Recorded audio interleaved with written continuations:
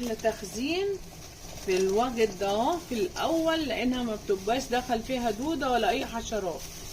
اللي يحب يخزن يلحق. بعدين هي مش هترخص السنه دي من حراره الجو اللي اكل الزرع. الميه جلبت، نزلناها، هنغطسها دقيقه واحده يا دوبك الميه تزند عليها. لا ملح ولا ليمون ولا كربونات ولا اللي بيقولوا عليه ده خالص خالص، اي حاجه. ميه بيضه فقط لا غير.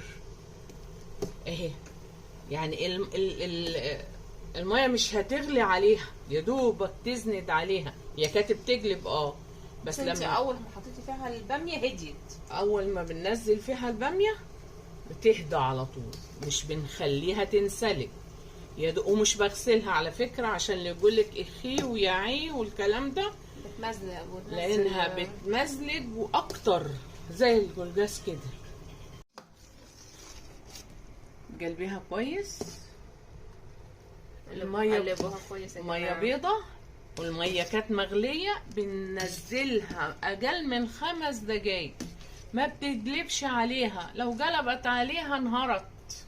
الباميه ما بتاخدش غلوه حتى يا جماعه، بس نفضل نقلبها اقل من 5 دقايق. اهم حاجه انتبهوا هي زندت عليها ان الميه ما تغليش عليها. انتبهوا ان الميه ما تغليش عليها، هي تزند عليها 5 دقايق. بعد دلوقتي هنعمل ايه؟ الميه جاهزه، ميه بارده اهي في الطبق. وهنفضي. هات المقصوصه يا جماعه. اهي الميه بالمصفى اهي اهي اهي. هي عشان تجيله الحله، فالهنا والشفا ده اللي هياكله. حتى المفروض افضيها مره واحده، بس احنا حابين انكم نوريكم ايه حاجه معاكم، يعني خطوه خطوه عشان نسهل عليكم. المفروض تكبيها مره واحده، مش هسيبها في الميه في المغليه كتير. يعني انا غلط ان انا سايباها كده في الميه، بس علشان الميه مفتوحه. عندك ميه بتلج حطي، بس انا مش هلاحق ميه بتلج او ما عنديش تلج عشان احطه. المفروض بتفضي في المصفى على طول في الحوض، ودي غلطه مني برضو، لانها كل ما بتقعد دقيقه زياده في الميه بتزيد سوا.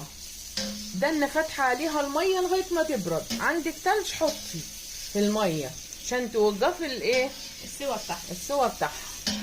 هوريكم مره تانية عشان احنا بنعمل عشان الحبايب كلهم. كل سنه وانتم طيبين. جه الوقت بتاع